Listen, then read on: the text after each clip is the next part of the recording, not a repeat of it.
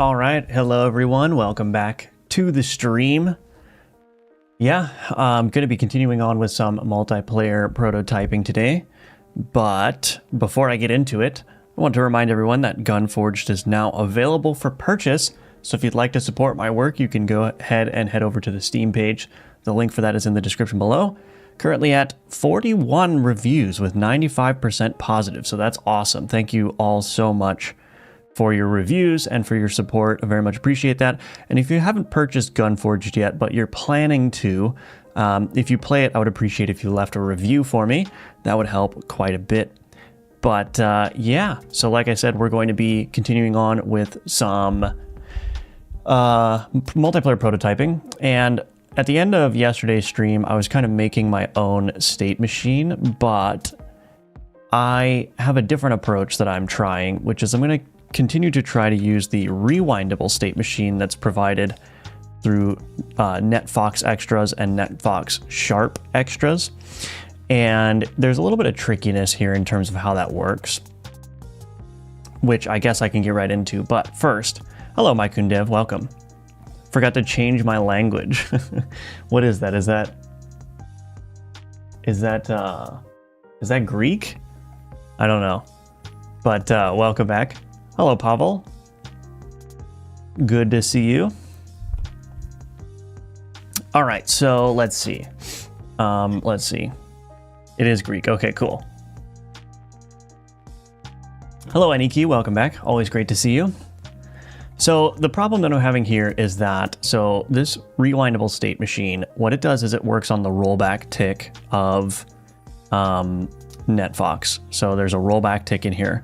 Now the problem is that this is actually never invoked unless you have a rollback synchronizer here. But the problem is that the rollback synchronizer does not tick unless you provide the input properties here, or you set prediction to enabled.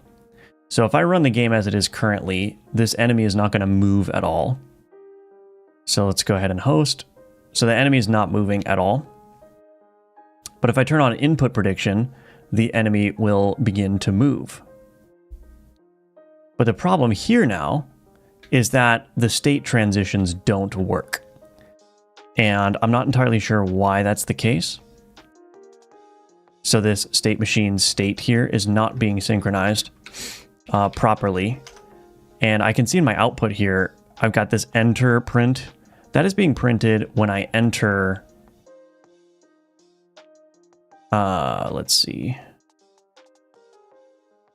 So when I enter the state stagger, that's being printed here. And that velocity is being printed.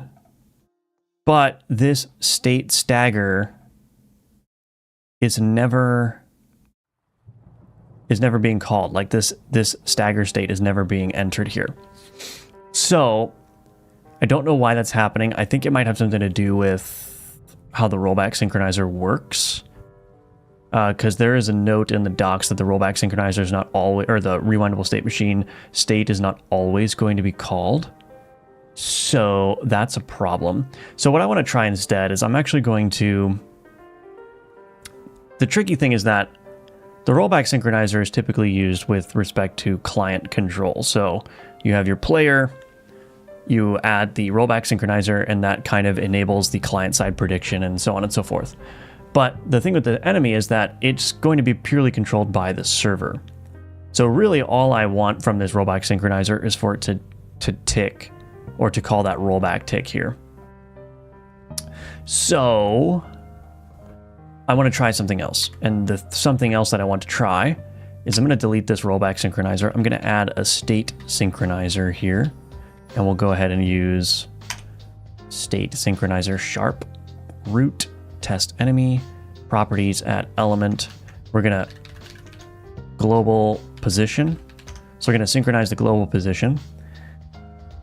And that, now the state machine, this needs to be called. So what I'm going to do is I'm just going to try to fake this. I'm going to try doing netfox sharp dot network time dot tick,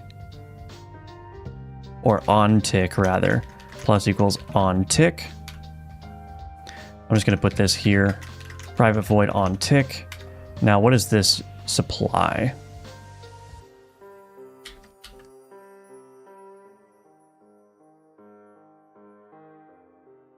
On tick, double delta long tick. Okay, so we've got double delta long tick. Perfect. So now what I'm going to do is I'm going to actually take this state machine here, and I'm going to call dot rollback tick on it with that delta, with that tick, and I'm just going to force is fresh, because this should only be happening once per tick, I think. So this rollback tick is like not actually doing any rollback here, but that's fine. Okay, so on tick. So we're going to see if that works. We're going to see if that works. Still using C#, I see. Yes, I am. Trying to, anyway. We will see. Hello, Lukey. Welcome back. Okay, so we got this going. Bam. Okay, so look at that. So now the stagger state is actually working. That's perfect. So you can see that I'm smacking the enemy. It's doing an animation, and then it's also getting knocked back a little bit. So that's perfect.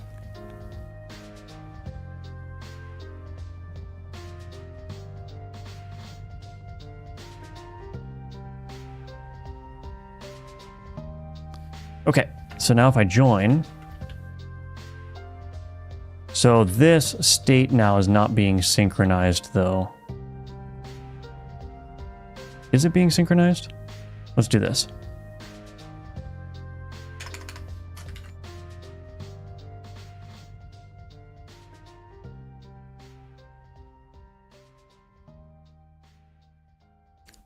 So the problem here is that,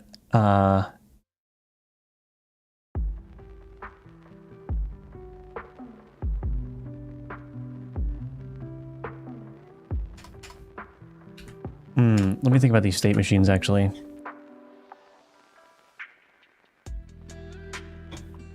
So the other problem with this state machine is I actually don't know if I want this logic to... I actually don't know if I want this logic to run on the client, do I? I only really want the display states to enter on the client side. But anyway, let's do this. If not is multiplayer authority, so we're only going to print this on the client. Make sure that that actually works. If it doesn't work, then we're going to be in a bit of a pickle here. So I should see display enter if I smack this guy. It does not work. Okay. Okay. Okay. All right. So is that state not being synchronized? Oh, I'm not synchronizing the state. There we go. So let's do state machine dot or colon state. So hopefully that works.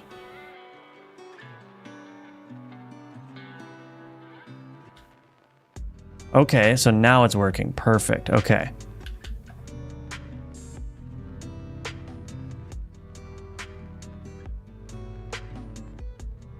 Now I need to look into the rewindable state machine real quick. I need to make sure that this is, let's see. Let's see. Do I have like a oops. Rollback tick state object dot tick.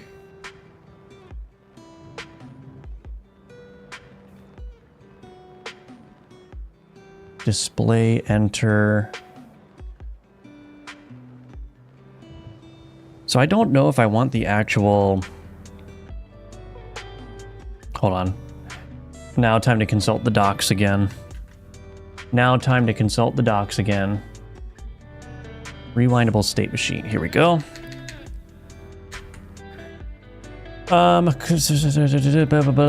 Okay. First step is to add, yep. Implementing states, tick, enter. Each state must be... Implement your own custom behaviors. Transitions are based on node names. The enter exit callbacks are intended for implementing game logic. The display enter are intended for implementing presentation logic. Let's see.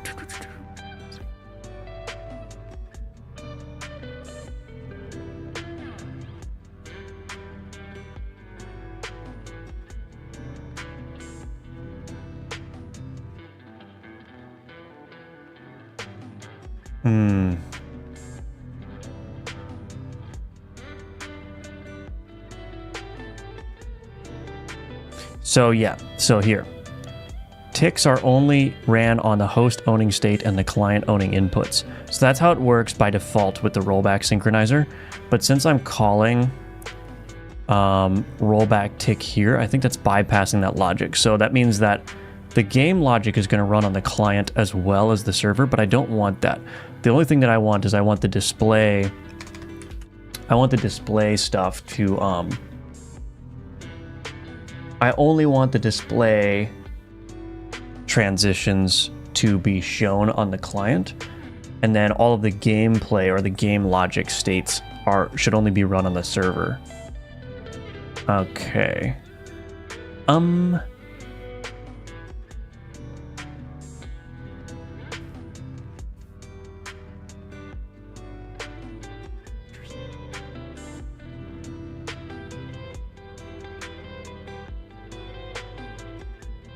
Yeah, I'm still wondering if I should just write my own state machine for this, because what I'd rather do is, let me think. Well, maybe not. Maybe I should just hook into the on tick here. So basically the server is running the game at 30 frames per second. So there's 30 ticks per second happening.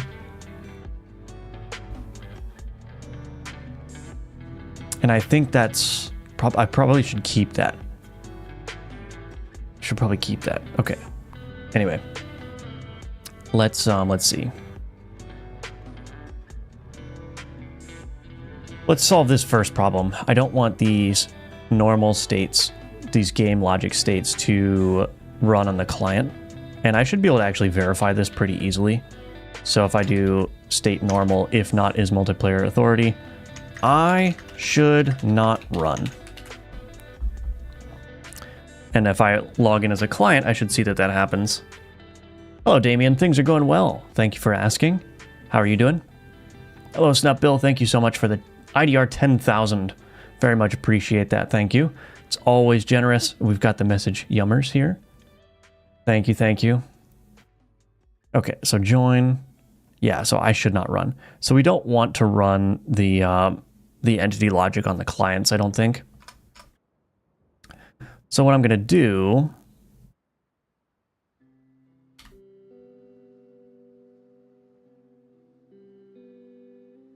can enter.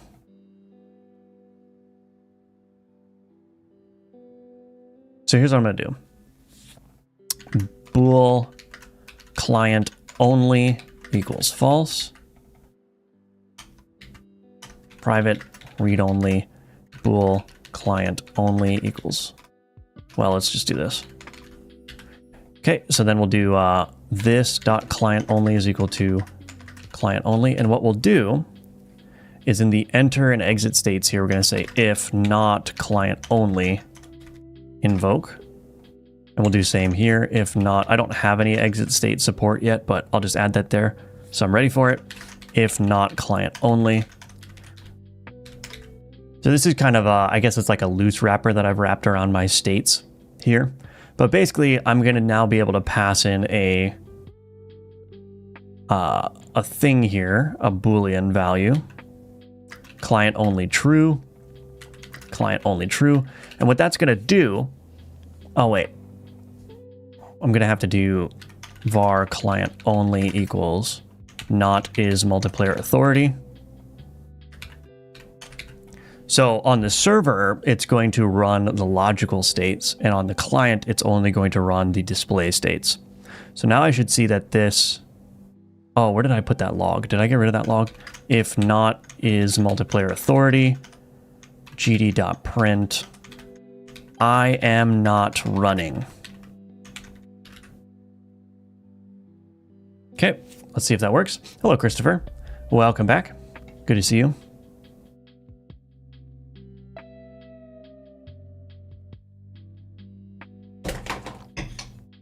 Oops. Okay, so that's not working at all. Condition not inside tree. What? Oh, is multiplayer authority doesn't work outside of the tree. Okay, that makes sense. So we'll just do not multiplayer manager dot is server. Or yeah, I'll just do is server, that's fine.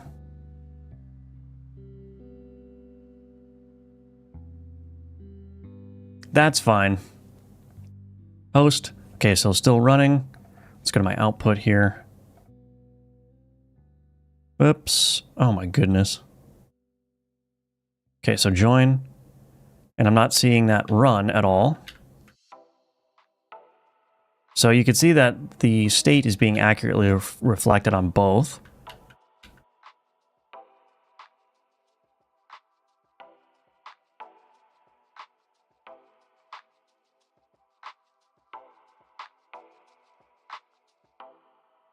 Sweet.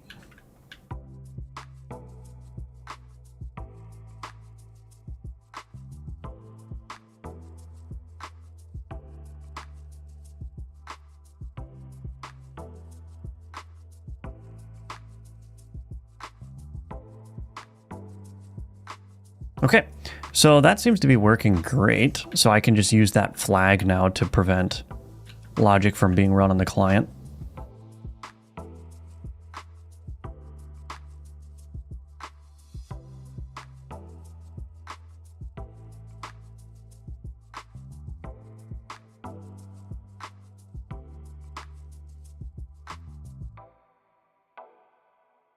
Sweet. That seems to be working really well. Okay, so now the last thing I want to do is see if I can get a tick interpolator working. Tick interpolator, root test enemy, enabled on. Let's interpolate the global position so that it's smoother. Hopefully this works.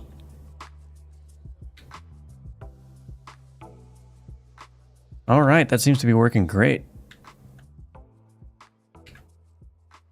Awesome, so that automatically made the movement a lot smoother and less choppy. Awesome. Okay, we're finally getting somewhere. We are finally getting somewhere. Hello, Dusty. Yeah, so Dusty, I don't know if I kind of showed you my hack solution for now, or how long you've been here, but basically I just hooked into the on tick for our network time, and then I'm just manually calling the rollback tick in the state machine. So I'm not using a rollback synchronizer, I'm using the state synchronizer. But then I had to make a change to my sort of state machine, state wrapper, where I basically don't tick game logic for client versions of the state machine. So basically the client version of the state machine is only going to do the display transitions for animations and such, but like this enter and exit and tick, these are all gated by this client only flag. So these are only going to run on the server. So I don't know if that's an appropriate solution, but it works, and I think it makes sense because I really don't think I should be running the game logic on the client for server-controlled enemies. I don't think that's how you're supposed to work with it. Like, you only need to run the client logic for the client that owns a player, right, for prediction purposes, but otherwise, the other clients on screen, their state is all controlled by the server, their game logic is not ticking. Hello, Dione. That seems like a good workaround for now. Yeah, I think so. So I'm feeling good about that. It's slightly janky, but I think, it works, so I'm happy. And, we'll see how this project develops. But I'm just glad that I'm finally getting to a point where I can actually do some gameplay stuff now. So now that I've got a handle around how I can synchronize these things, I don't foresee really any other... let me see. Do I want to say this? I don't really foresee any other major issues coming up in the near future, but I guess we'll see. Okay, so I'm actually going to commit this and make sure that...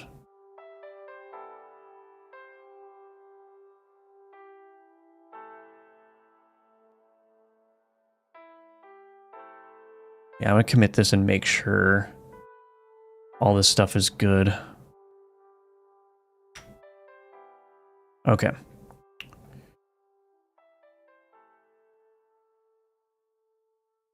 Network move, that's fine.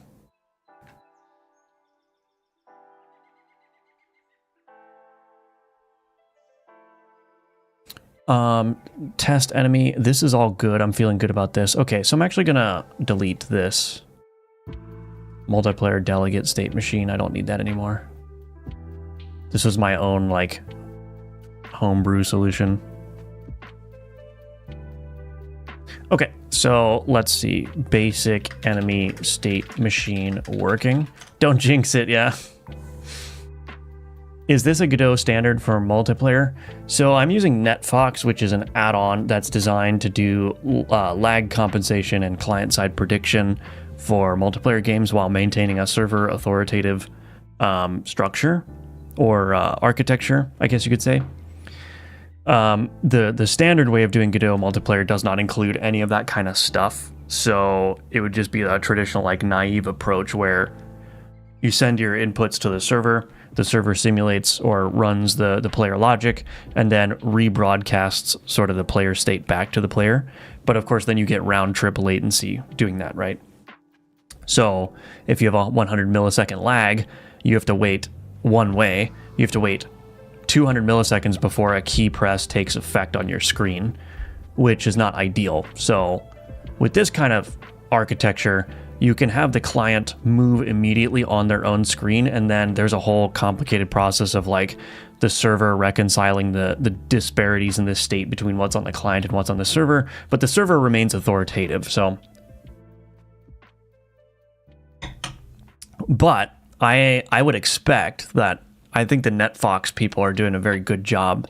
And I would expect that as Godot continues to grow, that NetFox is going to become one of the de facto ways of doing more serious multiplayer games. I think it's well positioned for that, at least.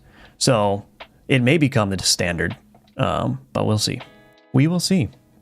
I guess I never noticed it before. It looked like you used the new shorthand for namespace definition.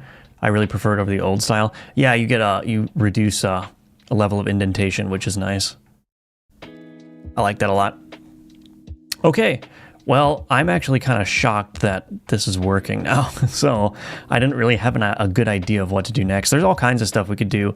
I guess the question now is I need to ask, like, what are the things that I need to implement to get a very good picture of how this game is going to feel to play? And so there's, of course, like, there's all kinds of features. I should probably get enemies like spawning and dying in place so we could see how all that works. That'll actually be a good question, is like, how do I handle enemy health and whatnot? Let's go ahead and do that. Let's I'm gonna turn off these collision shapes because they're annoying me. Let's get some enemy health in place. So that means we're gonna write a health component. But I guess the health component is going to have to be state aware. So yeah. Since Godot is open source, there's always the possibility that things most used by the community will be implemented. I think so. I don't know. It's up to the Godot maintainers, right? I mean, I think the Godot maintainers will have to make a decision about whether, like, for client-side prediction, whether they want to build a way into the engine of doing that for you, or if they just want to leave it up to third-party add-ons. Like, I think that there's I don't know how you even resolve that tension. Like, if I was a Godot maintainer, how would you decide which features to implement as native parts of the engine versus just providing more robust add-on and extension tooling for other people, you know? Because right now, like, this project is loaded up with extensions.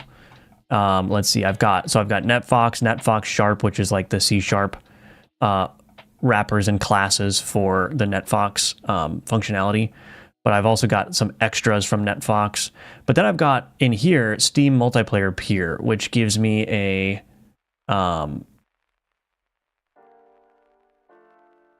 the ability to use the Steam networking.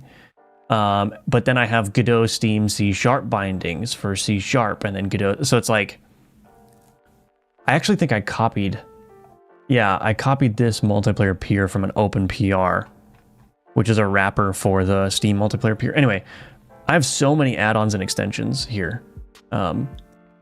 But I think that's good, right? I think if the Godot maintainers, you know, they have a robust add-on and extension set of tooling, then you can easily add things like Steam connectivity and client-side prediction, network rollback, that kind of thing. Anyway, let's go ahead and what are we gonna do? What are we doing? What am I doing? Health. Let's create a health component. That'll be a good thing to test next. So, scene, new scene. In Gunforged, I made my health component a 2D scene, and I think the reason for that is because, why did I do that? Why did I do that? I'm not gonna do that. I'm gonna keep it as a plain node for now. I think I was using the health component position for like spawning text and stuff, but I'm gonna see if I can do something different here. Okay, so we've got our health component. Let's go ahead and write this, and I could lift this health component from Gunforged and just copy it right over, but there's a couple of oddities about how the health component works in Gunforged that I kind of just want to rewrite it. And of course, I need to keep in mind that this needs to be like networked and stuff. which is, I mean, it's just going to be owned by the server, but still like that health value needs to be synchronized. And so I don't know how that's going to work. So anyway, all of that is a big way of saying, I'm just going to rewrite this. So first, what we want is we want public or export public. I'm going to make this private for now. Private float max health. And we're going to set it to 10 by default. Okay. Cool. Okay. So what I did, which I kind of liked in Gunforge, is I had a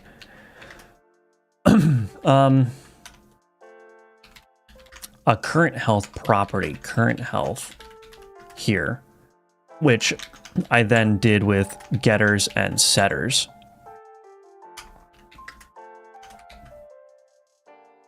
So I need a private float current health.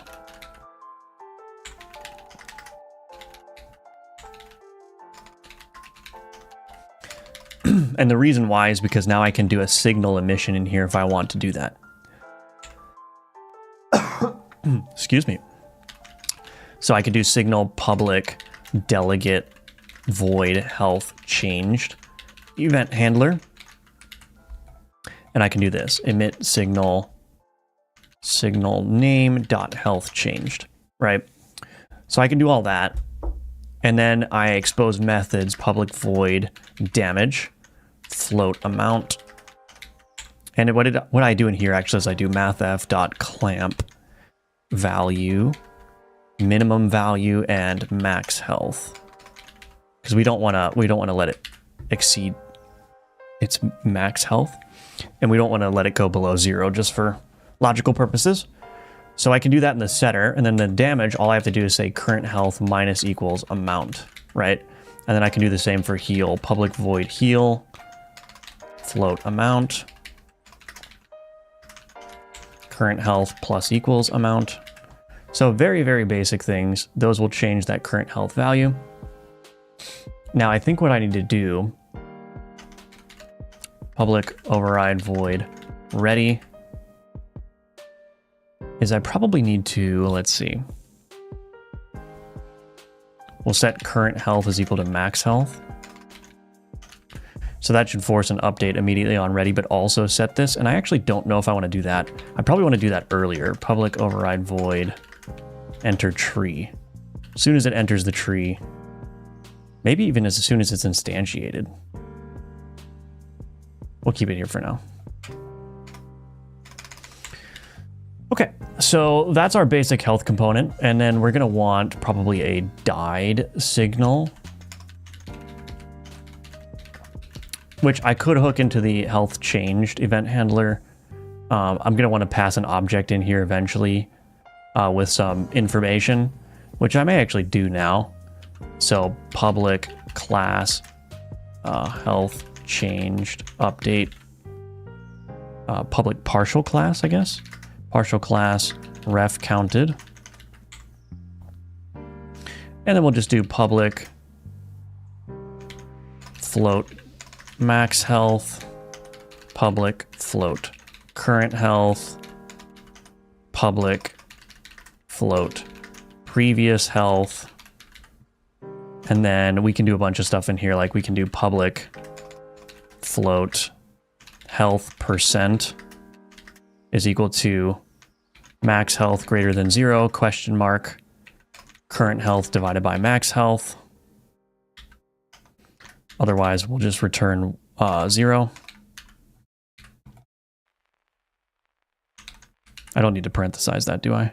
Oh, I do. So this health percent will just run a calculation. Of course, we want to make sure that max health is not 0, so we don't get a divide by 0 error. Okay, so that's my health changed update. And so what I can do is I can pass this in here, health changed update. And then I need to create that health changed update here, new health changed update. And we're going to need to keep track of some things. So var previous health is equal to current health. Okay, so then I'll say current health is equal to current health, max health is equal to max health, previous health is equal to previous health. And then that's it. So there's our signal.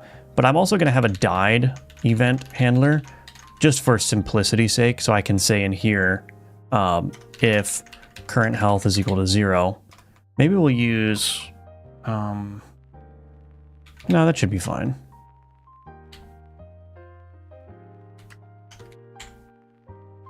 Emit signal name dot died. So this is just a simpler thing. I could hook into the health change update and then check if the current health is 0, but I find that this is more useful for like health bars, so I can detect anytime the health changes and I have all the data I need to update health bars. But most of the time when I'm for gameplay purposes, I really only care when the enemy dies, and so just having a simplified signal here is a little bit nicer. Okay, so that's the basic health component here. Hello, Ariane. Welcome back. I'm doing well. How are you doing? NetFox is unlikely to be absorbed into Godot. It's not written in the proper language. And the core principles for keeping things lightweight. Yeah.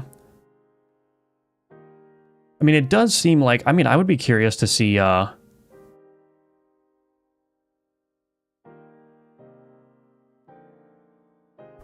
would be curious to see what other engines do in terms of their client-side prediction. Like, does Unreal have a baked-in way, like an engine-supported way of client-side prediction? Does Unity do that? You know, I think that if it's such a common problem, that may be one of the ways that which the Godot maintainers could decide to add it as native engine functionality. It's like, if it's such a common problem, I guess there's two parts of it, right? It's a common problem and there's a common solution to that problem, right? Because if it's a common problem but everyone solves it a different way, then it doesn't make sense to add to the engine, right? Because, you know, the engine way of doing it may not satisfy the requirements of even most of the users, right? So anyway, but I would think that if there's a common way of doing it and there's a common need for it and a common way of doing it, then that would be, I don't know, maybe a good idea to add to the engine. But I don't think that they would, yeah, they probably wouldn't absorb NetFox. They'd probably write their own solution. But anyway,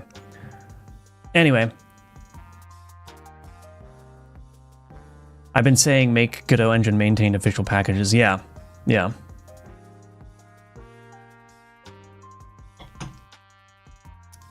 Yes, indeed. All right, so here's our health component, and let me think. Let's build this really quick.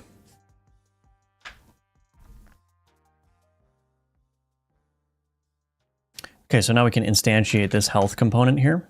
Put that right there. Cool, so we've got a health component with a max health of 10. So now the hurtbox component. I forgot, so I want to relate these things together. So the health component, hitbox component, hurtbox component.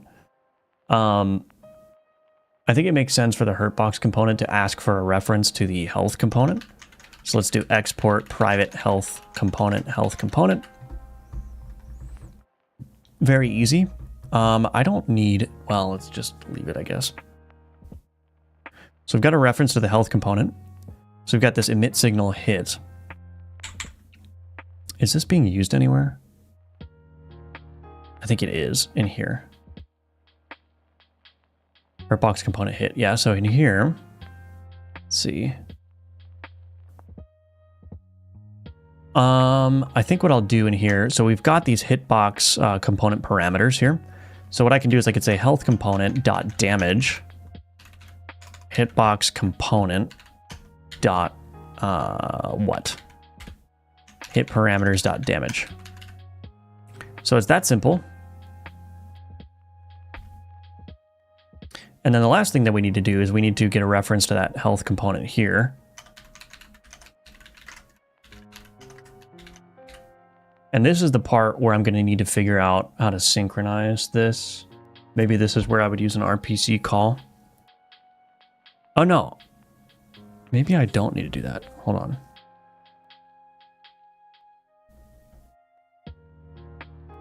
I'm gonna have to figure this out. Yeah, for sure. Anyway, health component dot died plus equals on health on died, I guess.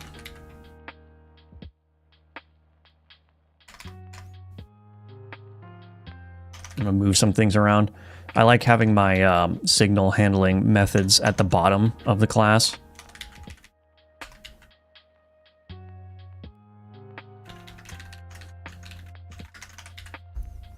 Obviously a queue free here is not going to work, so I guess I have a couple of options. I could add a state, a death state that I could transition to, and that would automatically be synchronized to the clients. Or I could do an RPC call to just like kill the enemy. And ideally, I'd want this to behave in as componentized a way as possible. But I don't think I should overthink it just yet.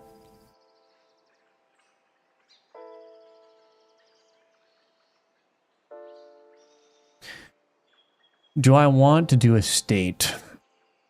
So I think the benefit of doing the state is that that's automatically synchronized. The problem with doing a state is that every time I create a state machine, I need to make sure to add a death state that just handles the death of the enemy, which probably would be okay, but it's not going to be modularized in a way that's easily reusable. I just have to keep rewriting the death state over and over again.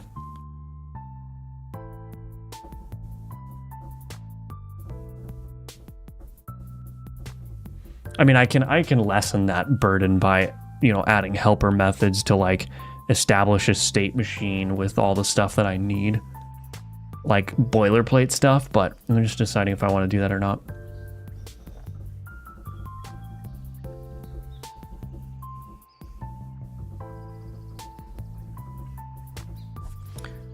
Because if I did it, oh man, let me think.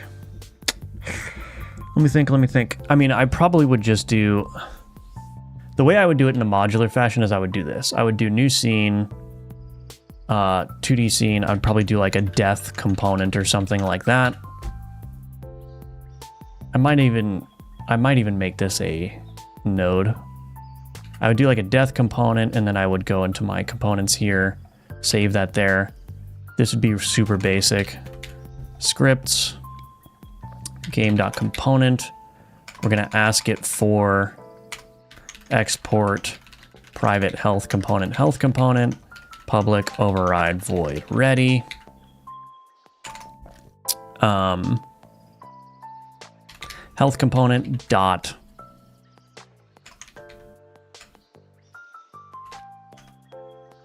died plus equals on died.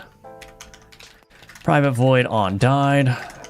We're going to do private void kill RPC method name dot kill. Okay, and this would be an RPC mode dot authority call local is equal to true. Queue free. So that's how I would modularize it, I think. And then I would go ahead and let's build this. I would go ahead and instantiate that death component here. Make sure to hook up the health component. And then I should also do the same for this. And that's how I would modularize it. But I don't know if that's going to be preferable to a state machine state. Godot might get rollback support for sure. Just if it does, it might not be NetFox. Yeah. And if NetFox gets feature complete enough to be de facto for that point that you just made point to it, that would be nice, yeah. When I start seeing these engine things, I feel like implementing my own ways of doing things, but I always end up hitting a pattern. Or that would make my life much easier, a security problem. Yeah, I mean, there's one of the main reasons why I'm not interested in writing my own engine. There's a couple of things. One, I'm not confident enough in my ability to create an engine that's reliable. I'm sure I could do it, but the main problem is that there's no constraints. And I think constraints are very, very important. It sounds weird, but I really do think that if you have the ability to just go in and change the engine whenever something isn't working to your liking, I think that what you can end up in a situation is where you just end up working on the engine the whole time because it's like, oh, this piece isn't perfect, or like, ooh, this feature would be nice to have for my game. And it's like, even, you know, just working on an engine alongside your game adds a ton of development time, but then there's like a wide open door. Like there's nothing restricting you from just endlessly working on the engine, right? Whereas if you choose an engine that says, here's your functionality, when you don't have a nice way or easy way of doing something, you kind of have to find a workaround or take a different approach, which ends up being time saving in the long run, I think. So I think, yeah, for me at least, constraints are very important. Like being given a set of tools that are robust that I have to work with helps keep me like focused and on track, you know. Anyway, common problem, common solutions, good candidate for merging into the engine. Yes, yes. Hello, Neozoid. I've been struggling with this, and I believe that Godot desperately needs a local side player manager. What do you mean by local side player manager? State machine that can react to events. State machine. So the rewindable state machine I'm using reacts to, or it's synchronized over the network, if that's what you mean. Despite Godot being an engine, you could still make a more focused engine on top of it. That's one of my long-term goals. Yeah. I mean, I would kind of consider, like, I don't know if anyone's seen that RPG in a box. That is basically an RPG engine built with Godot. So it's kind of like, I don't know to what extent that developer changed the source code of the engine, but it's definitely like even more opinionated, right? I wanted to make a game with an engine from scratch, and I work on the engine 95% of the time instead of the game, and I don't have the self-control to not do that. Yeah, it's exactly what I'm talking about. Oh, player binding to each device. Oh, I see. I see. Well, are we going to take bets? Is this... I'm actually going to turn the health component, max health, down to 3. So after 3 hits, we're going to see what happens. Let's think of our options here. Will the enemy, A, not die on either screen? B, die on only the host screen and end up sending a bunch of errors to the client? Or C, die on both screens and work perfectly the first time? Put your answers into the chat. I bet against you, crew for the death component, not the parent. Oh, okay. Okay, well, okay. You're right. Hold on. The options still stand. But I'm going to fix that. Okay, it's fixed now. Okay, so now excluding that issue.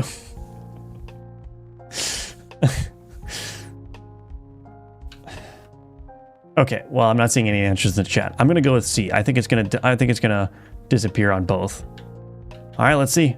Boom, boom, boom. Got it. Oh, but there's errors now.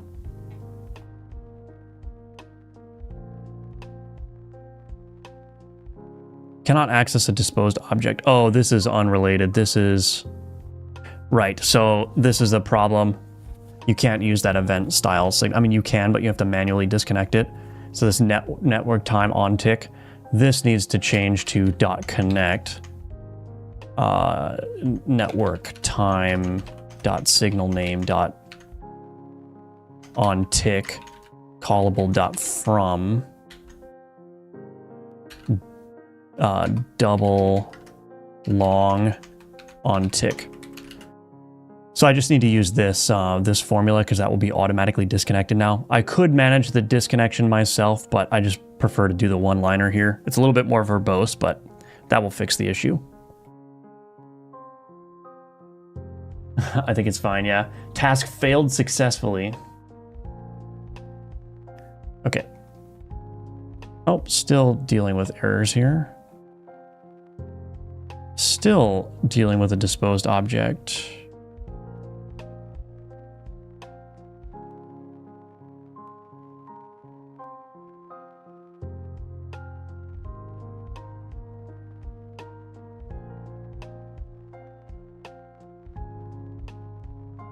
After tick loop. Oh.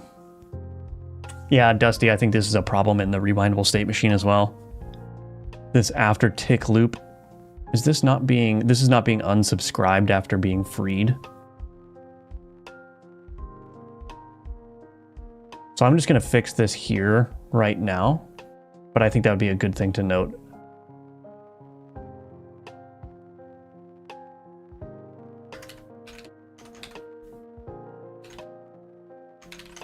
signal name dot after tick loop callable dot from. Okay, there's no arguments there. After tick loop. Gonna get a fix for that now. Yeah, you're welcome. Yeah, I think, is there any other cases where that's gonna be a problem? Let's see.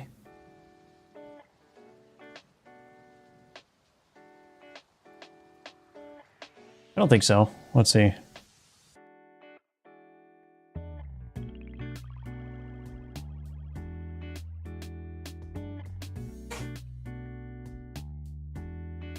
Yeah, I'm not seeing anything else. Okay, cool. So that should work though, that fix that I applied there.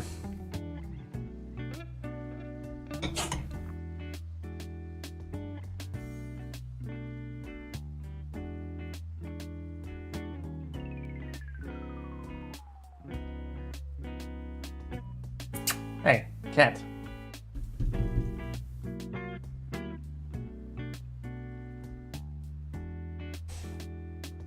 Okay, join.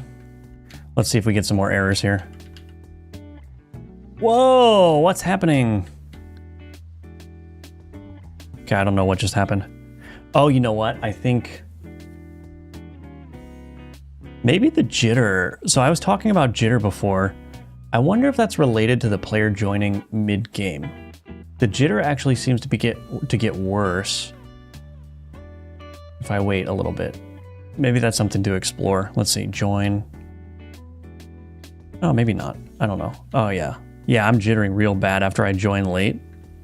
For a little bit at least. It recovers. But I bet you if I join really quickly, that jitter's not going to be there. Join. Oh, no, I clicked host both times.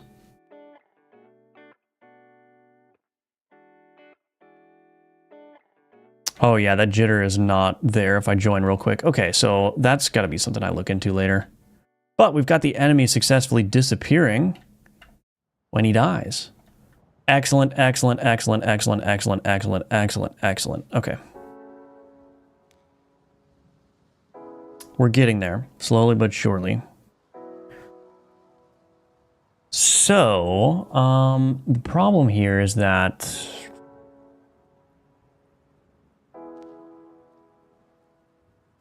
I don't think it's a problem. This is connecting if it's a multiplayer, if it's not the multiplayer authority. I think that's probably fine. Hello, Dong. Welcome, welcome. I'm gonna commit what I have here. Real quick.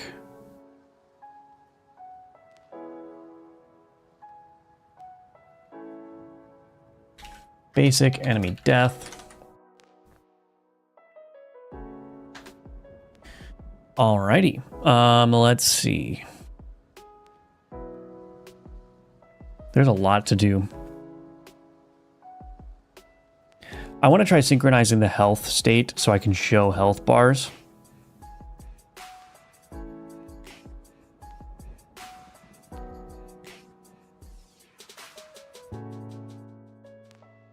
Let me look at something real quick.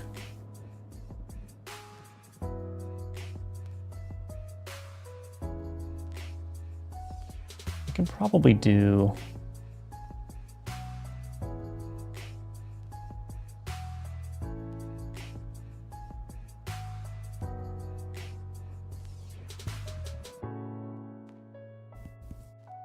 I guess I'll just do a very basic health bar to start.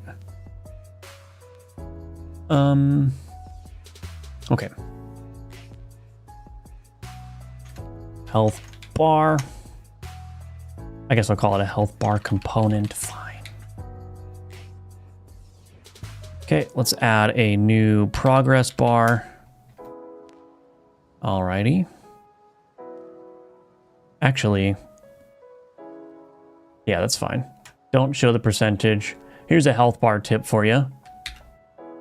If you use a progress bar as a health bar, it's almost always easier to just do this. Set the min value and max value to 0 and 1, so it becomes a percentage, and then like it doesn't matter you know, you don't need to worry about setting the max value to be however much max health the enemy has, especially if the enemy's health is going to be changing, like if they get a buff or something.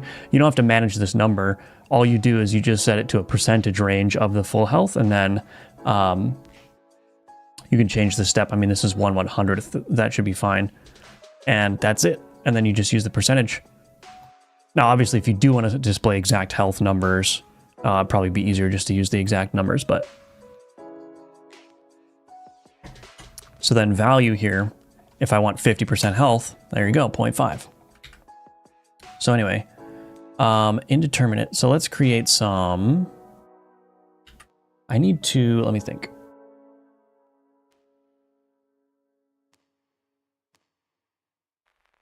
I'm going to do something really quick here, I think. Let's see. Ace Bright.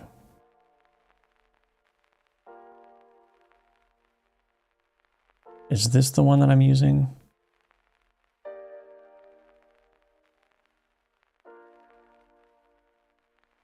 Okay. This color. Let's do some styling here. Styles, background, new style box, flat. Oops. BG color, that. Let's do...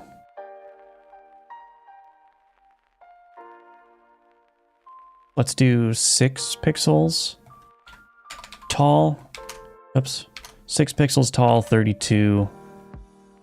Let's reset the size. That should be fine. Maybe I'll do 48. No, let's keep it on 32 for now. 32, and then I can just reorient this to be centered. Perfect. I'd also need to do this. Mouse. Where's the mouse? Ignore mouse filter. So that does not end up intercepting any mouse events. And then styles. Let's do a fill, new style box flat. I'll probably change this to an actual image later on, but we're just gonna stick with this for now. Cool, let's set this to 0.5. Okay, we're gonna want some black bars around it, like the outline. So I think what I'll do is content margins. Can I do 2, 2, 2? That's not right, is it? Maybe I need to do it on this one. I always get confused with the content margins. That's not right. That is not correct. I guess I can use a border width to... Oh. Yeah, 2, 2, 2, 2. And then for the border color, what I'll do is just zoop. There we go. Awesome. So now we've got a health bar that looks like it has an outline. What am I doing? So you can see as I drag this up, oops, see how it very nicely fills. So now we're going to want to synchronize this. But first, let's go ahead and create. So this is where that health update is going to come into play. So if I create game.component, node private progress bar, let's do export private health component, public override void ready, health component dot health changed plus equals on health changed, private void on health changed, and this is going to have the health component dot health update. Oops. It's as simple as this. Check this out. Progress bar dot value plus equals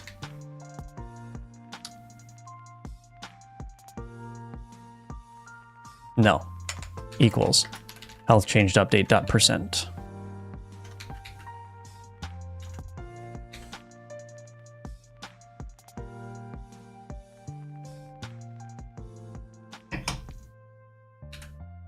What are your thoughts about creating the game server in a different language? I don't know why you would complicate it if it's not necessary to do that, you know? I mean, it would just be easier to do everything within the Godot sort of way of doing things if it's if possible. That said, you know, it depends on what kind of game you're making. There may be a good reason to write the server in a different language and have Godot connect to that. But I don't know why you'd introduce all that work for yourself when you can get sort of quote-unquote out-of-the-box networking functionality by just using Godot, a Godot instance as the server as well. But, you know, it depends. You should have thought of that sooner. Wait, what sooner? Hello, reporter. So this is going to change that health percent. Now this is only going to work on the server for now, because I'm not synchronizing that value. But let's go ahead and check. So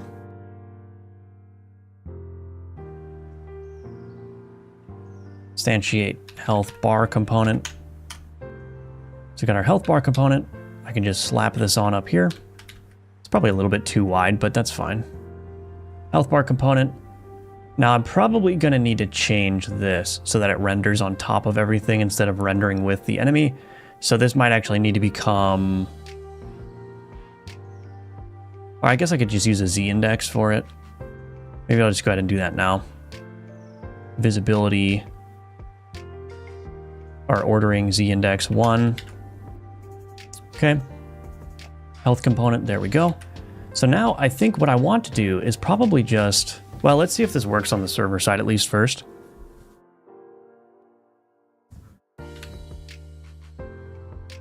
Okay, that works. It starts off with the wrong value though. So that's something that's going to need to change.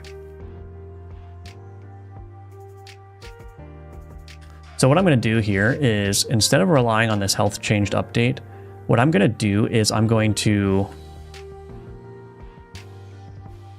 do this.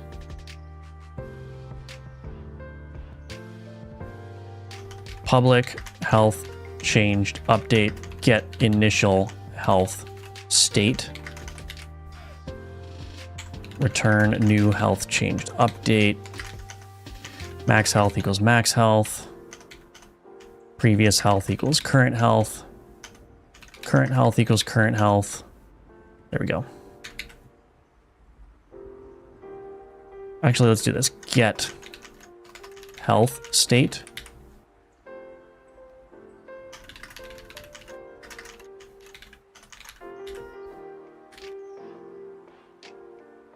Health state dot previous health equals current health.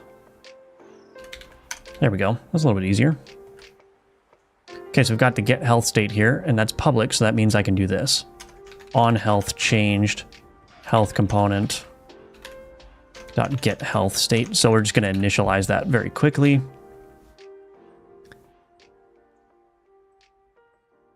Oops. If you use another server that's not using Godot code, you need to have a custom physics engine in Godot that your server also uses, because otherwise it will be held to interpolate. Oh, yes. Yeah. Progress bars min and max being 0 and 1 to normalize it, then you only need to... Oh, yeah, yeah. Yep. Yeah, I think that's a lot nicer. Okay, that's not working for some reason. I must have broken this. Oh.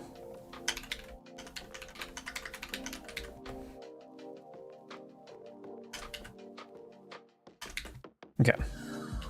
I did break it. So now I think... So the health bar is working great. It's not going to synchronize on the client side though. Host join.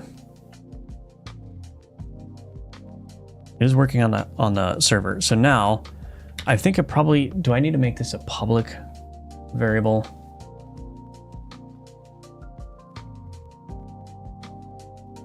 I'm assuming so, but I'm going to try it anyway.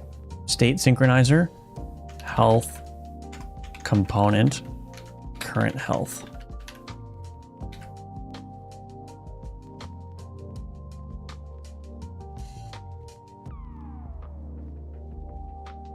Oh, it did work. Wow, look at that. So I can synchronize that current health property now. And anytime that changes, it'll be reflected on the clients.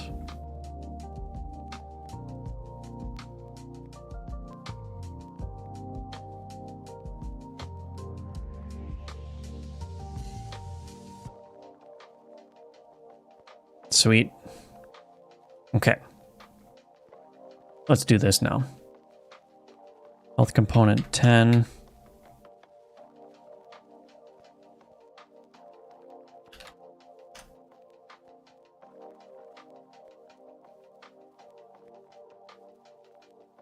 Okay, let's see if this works. I'm gonna spawn multiple enemies now. Spawn multiple enemies.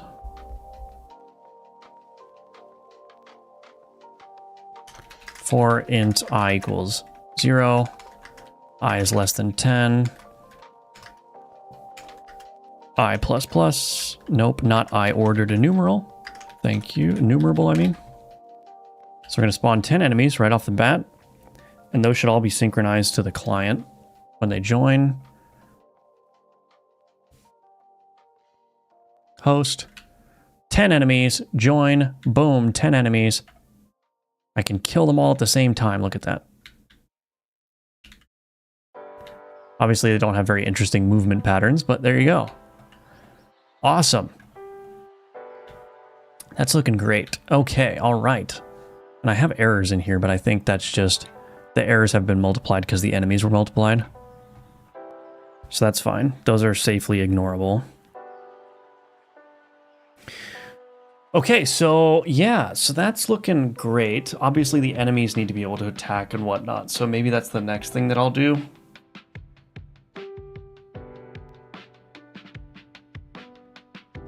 Yeah, there's a whole lot of systems that I still have to design that are going to be rather tricky, but I have to keep in mind that this is a prototype, so I can't go overboard with like architecting all these systems. I just need to make sure that the gameplay experience that I want is going to work and work with multiplayer. That's basically all I'm trying to do.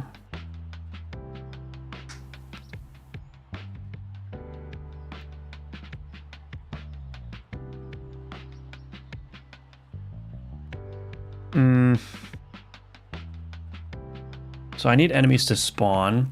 I obviously need a game loop. Maybe I should start working on the initial game loop. I think the game loop is going to be, I kind of want to borrow ideas from Path of Exile. So in Path of Exile, the endgame system is like mapping, where you basically go into these tiles and the maps all have modifiers like enemies might be more difficult, but there also might be more loot and so on and so forth. I was thinking about borrowing that kind of idea and basically making it so that it's a roguelike, so you'll fight an area, you'll clear it, and then you can choose maybe the typical, like I think Hades does this, Sworn does this, Tiny Rogues does this, where you choose between like 2 or 3 rooms, and each of those rooms has a different sort of reward, right? And so doing that, and then that can be the loop. So go into a room, clear the room, get your reward, choose the next reward, so on and so forth. Eventually you get to a boss room, and then, yeah, that's kind of like the loop that I want. But I still have to do a lot of combat work too. Oh man, there's so much to do. Oh, what am I gonna do? I think getting the basics of a loop in place first and enemy combat is gonna be like the next best thing to do before I go too deep on player stuff. So I think I'll do that. But first, let me commit what I have.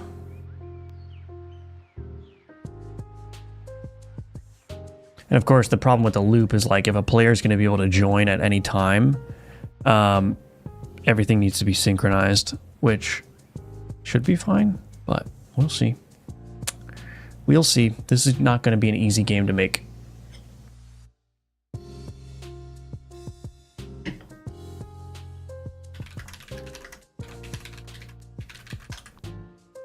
Okay. Hello, Rin. Welcome back. Great to see you. Okay, so just committed all that stuff, so that's good.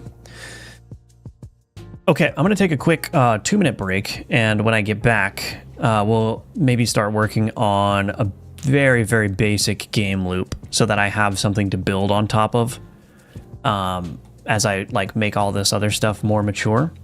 So we'll do some thinking on that. We'll do some prototyping of that when I get back. In the meantime, Gunforge is available for sale now, so check out the link in the description below if you're interested in purchasing it.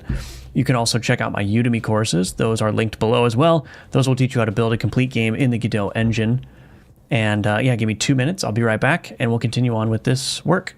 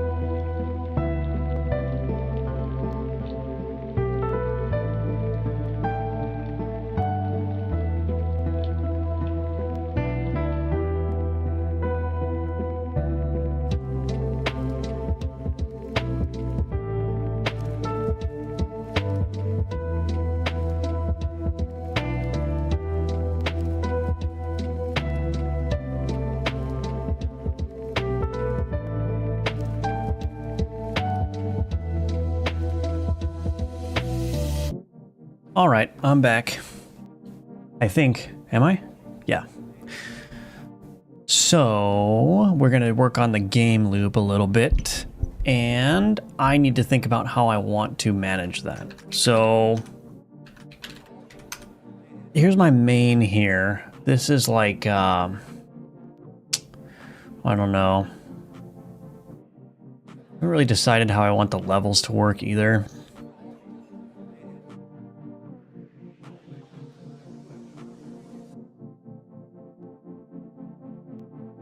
That might be a good place to start. I mean, I do want to get enemies spawning though, so let me think.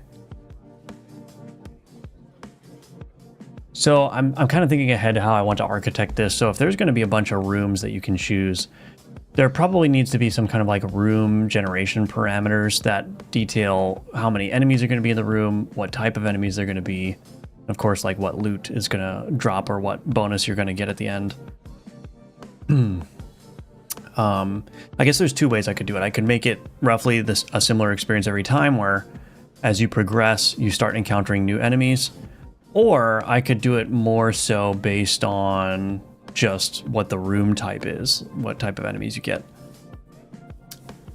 I might be thinking too far ahead, but I'm just trying to make as good of a decision as possible starting out. So let's do this. I'm going to create...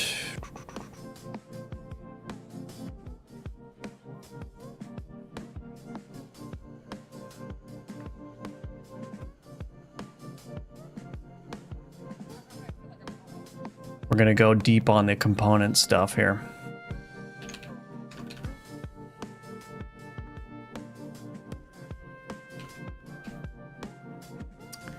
Entity room, let's do this. Entity spawner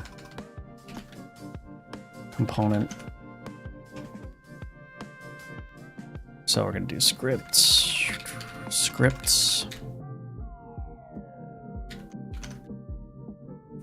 Okay, let's just do this. Export private packed scene, entity scene. Okay. So what I'm going to do here is I'm going to actually take this main over here. Let's get rid of this.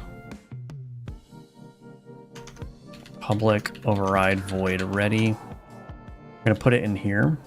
I'm going to take this spawn enemy. Put this here. This enemy is going to end up being entity scene dot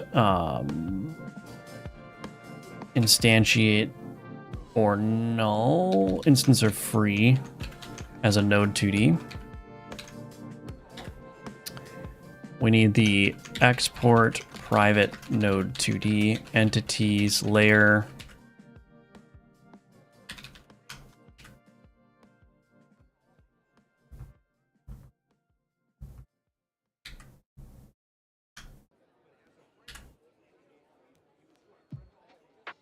Okay.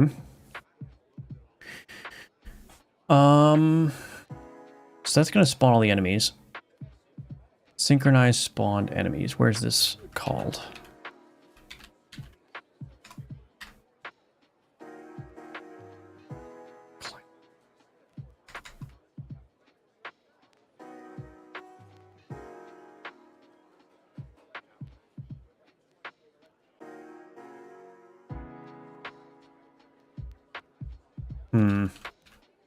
I have to deal with the networking stuff here too.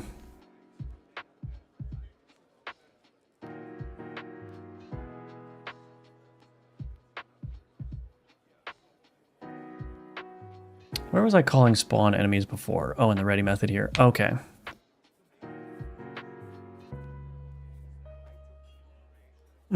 I see.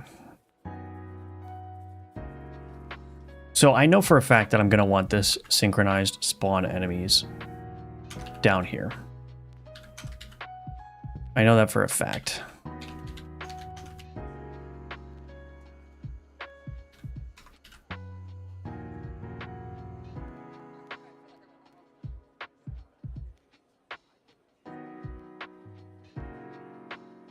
This is responsible for creating the players here. So basically this... let's see.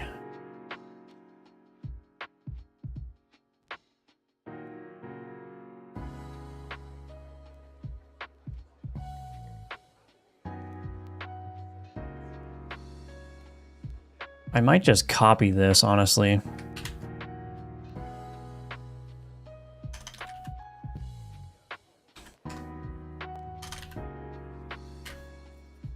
Except get rid of the player stuff.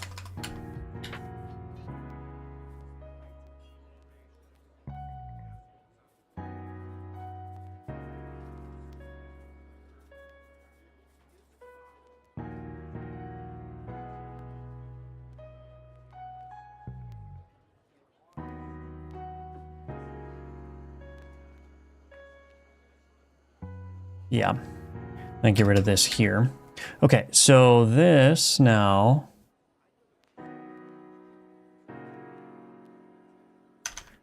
ready peer is equal to multiplayer get remote sender ID.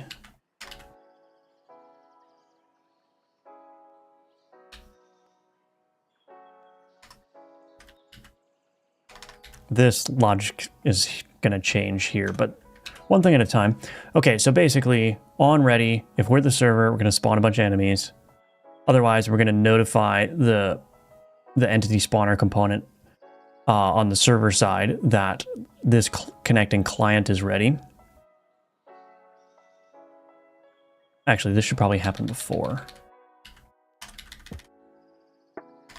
And what's going to happen in here is that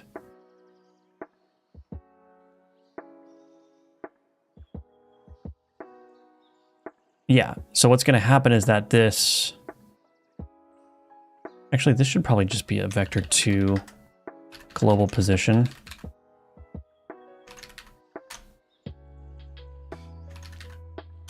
But basically what this code does is this: when a client connects, it iterates over all of the nodes with the spawn synchronized group, which I can just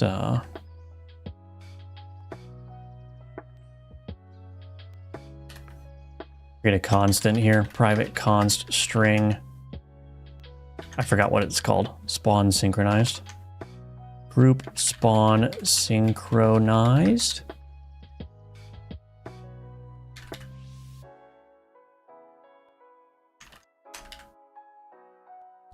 So yeah, when a client connects, it's going to tell the server, hey, I'm ready.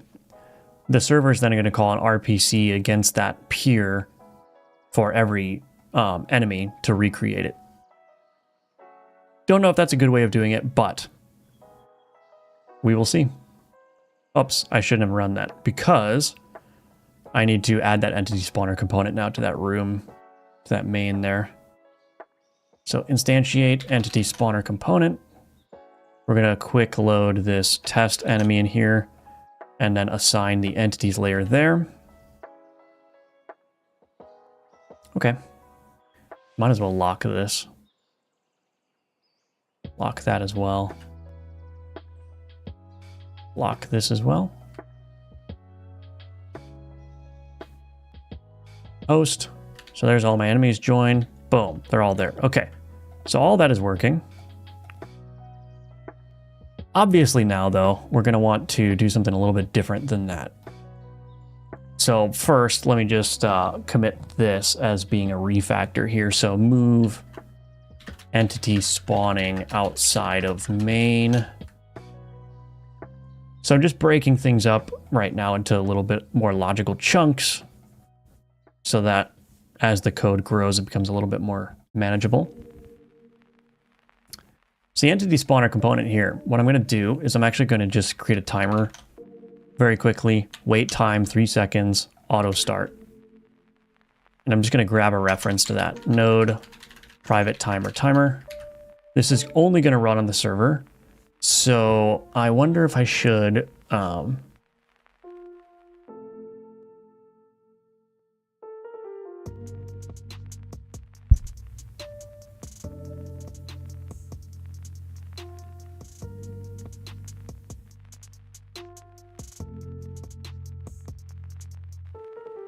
let's get rid of this.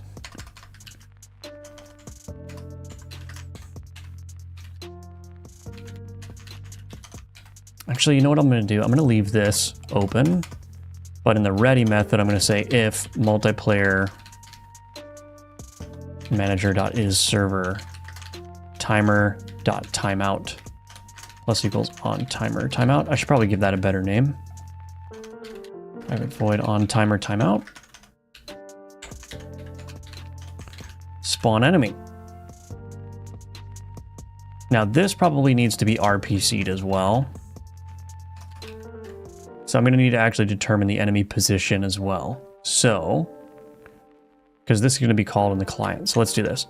Multiplayer API dot RPC mode dot authority. Call local is equal to true. Vector2 spawn position. Okay. So this on timer timeout is going to be server only. We're going to say RPC method name dot spawn enemy with the spawn position being sent.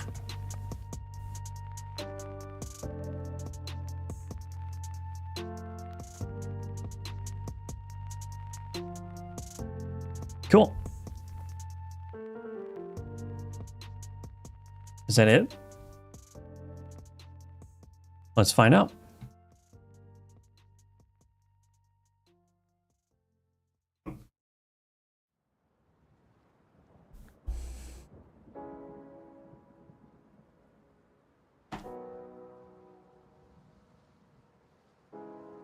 There's one. Okay, now if I join with the client, boom, the enemies are synchronized, and now the next one, perfect. Perfect. Come at me. Change direction. Oh, they don't update their state.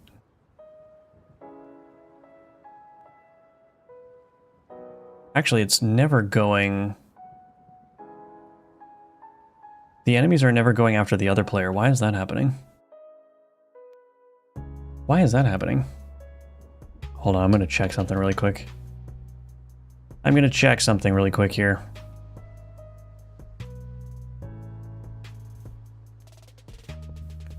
Get nodes and group player first. Oh, it's not choosing the closest player. It's choosing the first player. Okay, well that makes sense. That's why. GG's, yes indeed. So it's starting to take shape. I'm curious to see what happens when I do some enemy attacks and whatnot, but we got some enemies going. And of course, the nice thing too is that I want to design this so that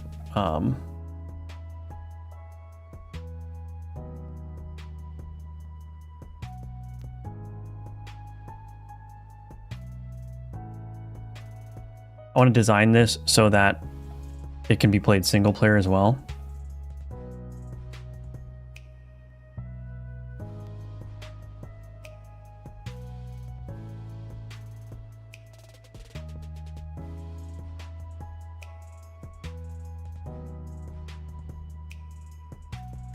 The idea is I want to make this combat a little bit more deliberate too. So Gunforge is very much like blow everything up, but I want this to be more like you got to manage your stamina, you got to dodge enemy attacks. The enemies have a little bit more health, so they're not like super easy to kill. I guess you could say it would be more like Sworn or Hades in that sense, where it's like the combat is a little bit more, you got to do a little bit more thinking about it.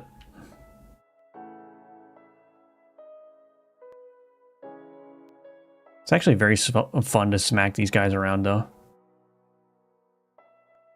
I haven't even added screen shake or hit flash or nothing yet. I'm curious to see what happens. I'm going to open up Clumsy here. Lag. Boom.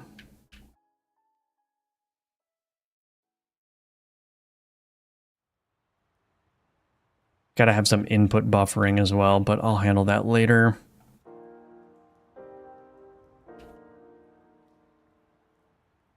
So it seems to be working pretty decently with lag. Let's do this at 100.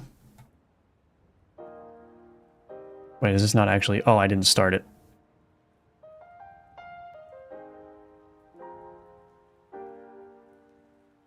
Okay. The lag introduction has broken things.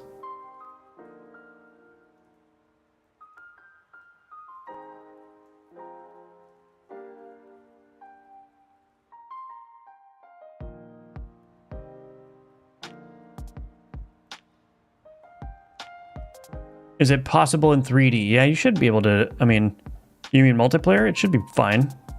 It's the same concepts.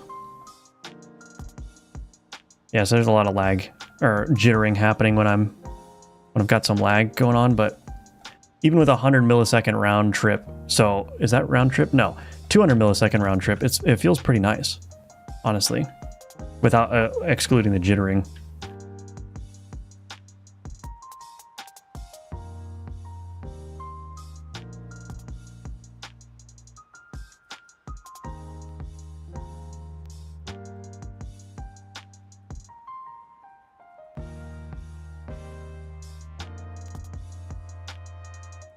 Cool, this is working pretty good.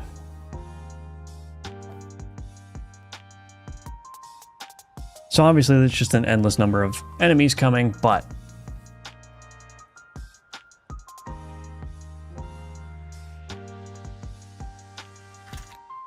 add enemy spawn timer. Cool. All right. So what should I do next? What should I do next? I mean, I want enemy attacks. That'll probably be the next thing to do. I haven't really built the full loop, so...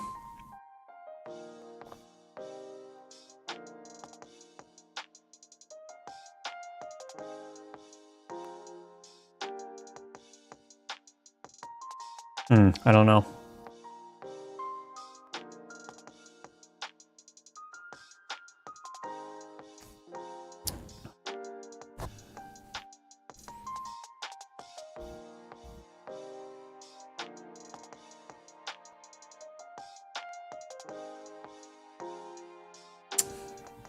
Hello, Defected.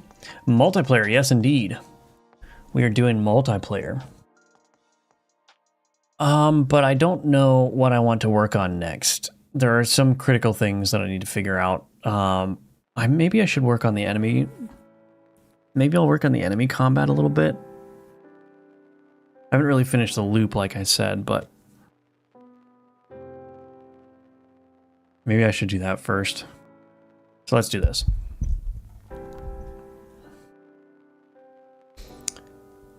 Let's do this.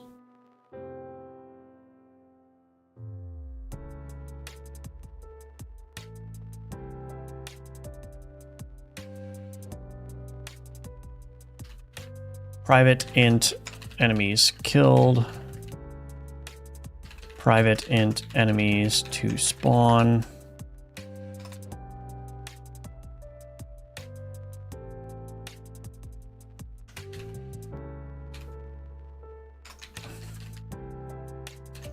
If we're doing this on the server, we're gonna do, actually, you know what I'll do? Well, yeah. Enemies to spawn minus minus.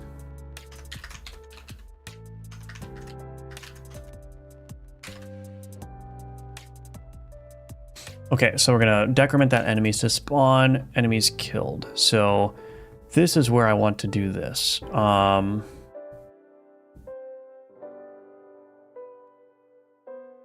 Enemy dot get first node of type health component dot died plus equals on enemy died.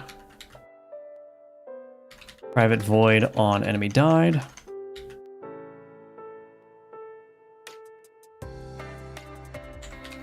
Enemies killed plus plus. If enemies killed equal to 5, these are magic numbers. I'll change these later. We want to do some kind of handling of being done with the room. So I'm going to do this. Signal public delegate void finished event handler. I actually don't want to, let's see. Let's do this in here.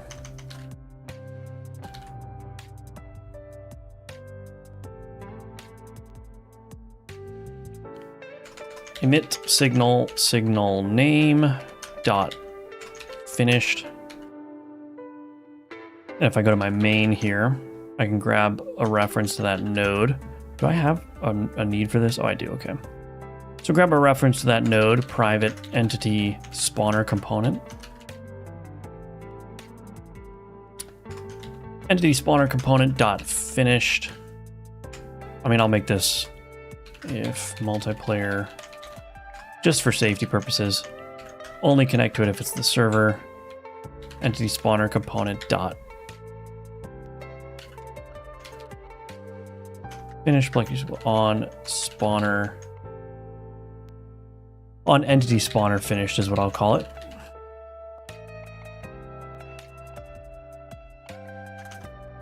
Private void on entity spawner finished. What's the thought process for how multiplayer will work? Consider me intrigued. Well, what do you mean? Like from a technical perspective or gameplay perspective?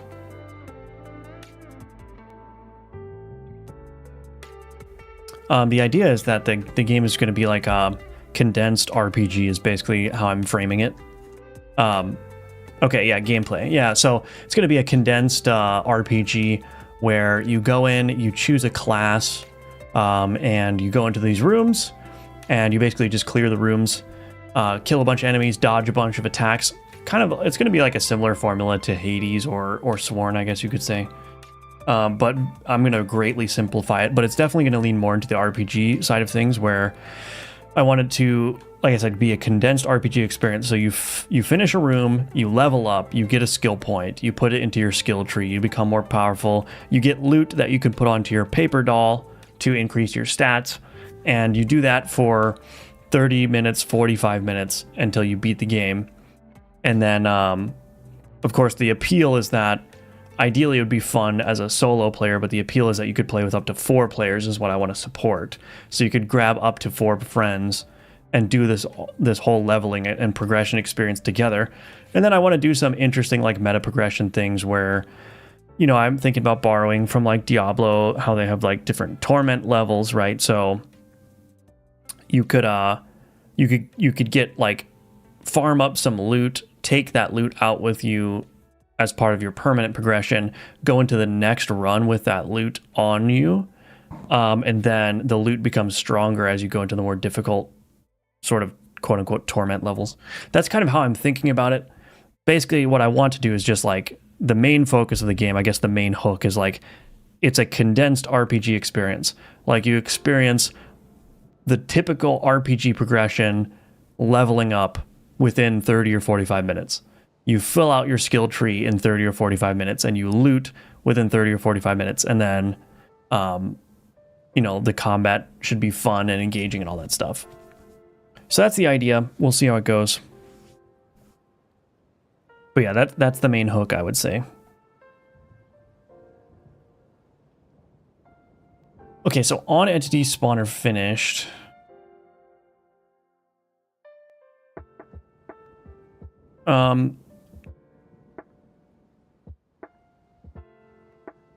Let's do this. gd.print. Hello.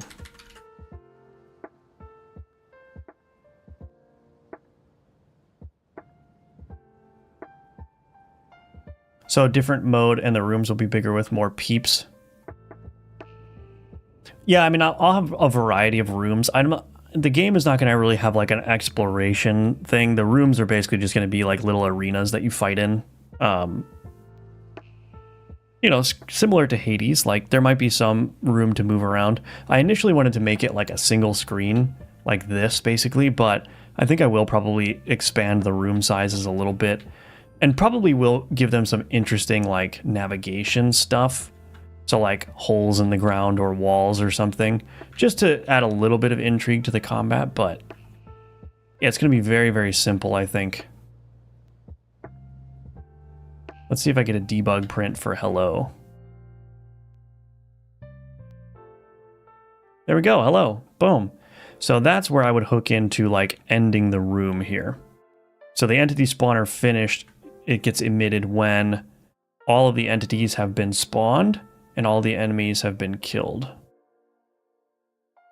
And chaotic should be both fun and funny. Yeah, the whole reason I want to do like, so I need to be very careful about scope creep. One of the reasons why the players are like these little cylinder things is number one, I kind of like the style. I think it's cool. But number two, I can add a certain degree of player customization with different faces and stuff and different like body colors. But I want to have different classes, but I think the way that I want to design the game is that all a class does is it determines what skill trees you can get. So like a wizard skill tree is going to have spell oriented, you know, perks in the skill tree. But I don't really like when RPGs do this thing where like, oh, well, only barbarians can use two-handed axes. Like, I don't want to do that. I wanted to make it so that, like, if you want to do a wizard that has, like, a two-handed axe, I want to see if I can find a way to make that viable. And that might be viable just by, you know, making, like, maybe an axe has a chance to drop such that it scales with intelligence rather than strength, right? So I want to do, like, 3 basic stats, like strength, intelligence, dexterity, like the typical RPG stats, and then have the weapons scale based on those things, right? And then, yeah, basically have, like, skill trees, you know, that determine, like, what quote-unquote class you are. I could even do the Path of Exile route where, like, it's just one giant skill tree and you can just allocate your points however you want. But I like the idea of doing individual skill trees, I think, because I'm also interested in maybe randomizing the skill trees to a certain extent. So, like, you can choose a wizard, but that doesn't necessarily mean that you know the skill tree that you're going to get. Or maybe the skill tree will be shuffled to some extent when you start the run, just to make it not feel so samey, right? Like, I want there still to be an element of choice. Like, you shouldn't necessarily be able to go into a run and know exactly the path you're going to take through the skill tree. But, yeah, I don't know.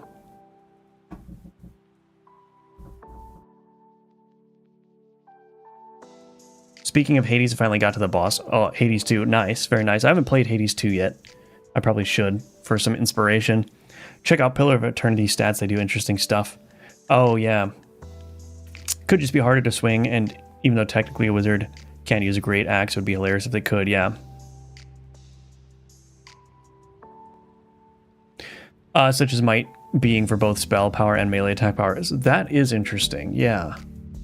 So you just have one stat that controls your damage regardless.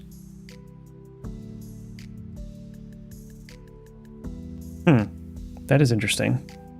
I'm gonna have to play with it. Like, these are all like just very like vague ideas I have. I have to see, and I have to be very careful not to do like any scope creep here, because I need to get this game out. Like, I need to get this game finished within this year if I'm gonna build this game. So I have to be. I want to offer a lot of customizability, flexibility, replayability, but without bloating the game too much, you know. Can you tell what kind of setting the game will have? It's going to be like high fantasy, kind of. Not sci-fi. I would say probably like goofy high fantasy is what I'm going to do. Because I really like, you know, just making games silly. I actually missed the part you were referencing about Hades, though, but even Hades has skill trees, but they're just boon prerequisites. Oh, I see, okay. No scope creep. I want 10 uniforms to be able to choose from. Well, I mean, that's the thing. Like, if I stick with this sort of style for, well, this is not the player, but you know what I mean. If I stick with this sort of style for the player, it becomes relatively easy to just like add minor customization things. The other thing is that if I want to make your equipment show up on the player, if everyone's the same size, then I just have to draw one piece of art for it, right? But I may not even do that. I mean, I definitely want the weapons to appear in your hands. So like if you've got a sword and a shield, I want that to appear in your hands. For sure. But in terms of like hats and helmets and armor and stuff, I'm not sure yet. I know people would want to see that, but I just have to be careful about how much work I'm adopting, you know? What app do you use for art in 2D games? This is Sprite here. I'm using Sprite. Oops. So emit signal for enemy entity spawner finished. Okay, well, I'm going to end the stream there. Actually, I'm very, very hungry for some reason, so I'm gonna go eat some lunch. But and I still, honestly, I need to do some thinking about what I want to work on next. So yeah, gonna cut the stream a little bit short, but thank you all for joining. Thank you all for watching. I very much appreciate your support. And again, if you want to, please check out Gunforged. It is linked in the description below. That is the best way to support me. We've got 41 reviews with 95% positive, which is awesome. So yeah, my stream is not playing though for some reason. That's bothering me. But yeah, definitely check that out if you're interested. Give it a purchase if you want to support my work and if you want the game. Otherwise, you could check out my Udemy courses. Those are available, linked below as well. So yeah, thank you, Defected.